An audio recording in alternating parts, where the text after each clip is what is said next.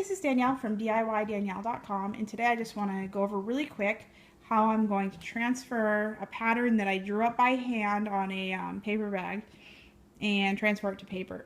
Now, this is the first pattern I've actually had to do, and that's because usually I've tried to stick with things that are smaller than your standard piece of paper.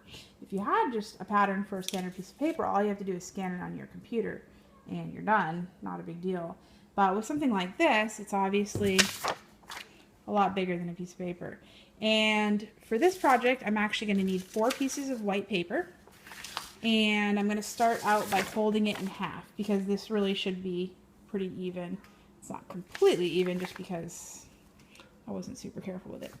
So this is going to go on top of your paper. Now, this is what I did, is I have 4 pieces of paper and I overlap them. I need to draw where I overlap them so that when people put this back together, when they are printing it and then taping it together, they know where to tape. So this is going to be the overlap area. And what I'm going to do is I'm just going to draw a line here and trace where the line is here. And I'm going to do that on all these different areas. Okay, so I taped an X in the middle. That way they can't really move. I mean, they can if you aren't careful, but for the most part it'll keep them stable without allowing them to, without blocking off space that I actually need to draw lines on. You're going to make a dotted line here where the overlap's going to be.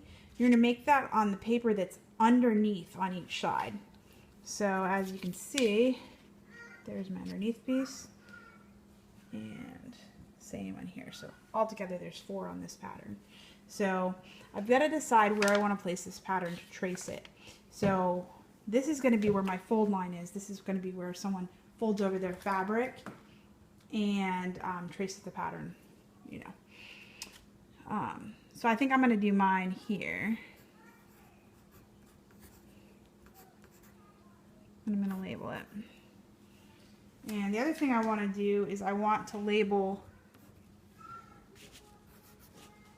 my pieces here. And okay. And so what I'm going to do is I'm going to weight this down and I'm going to trace all the way around it.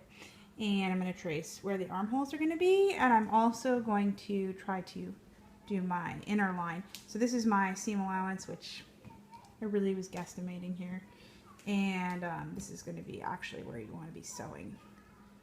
So I will trace that and I'll show you what it looks like.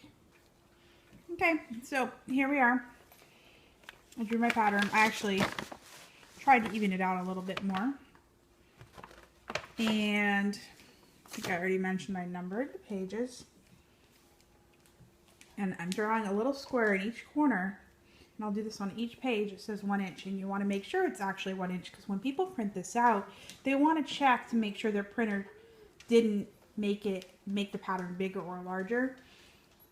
You know, sometimes computers do funny things, and sometimes we don't have our settings set up right, so we need to make sure that it's actually the right size. Otherwise, they will have, you know, the wrong size shirt, or in this case, dog vest, whatever they happen to be making. So we're going to do that in each corner, and then I think we might be good to just take it apart and scan it.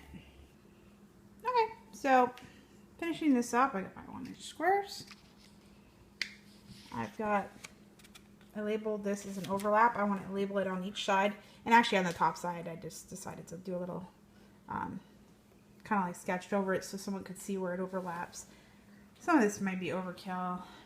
I'm definitely not a professional in terms of making these, like I said, first time.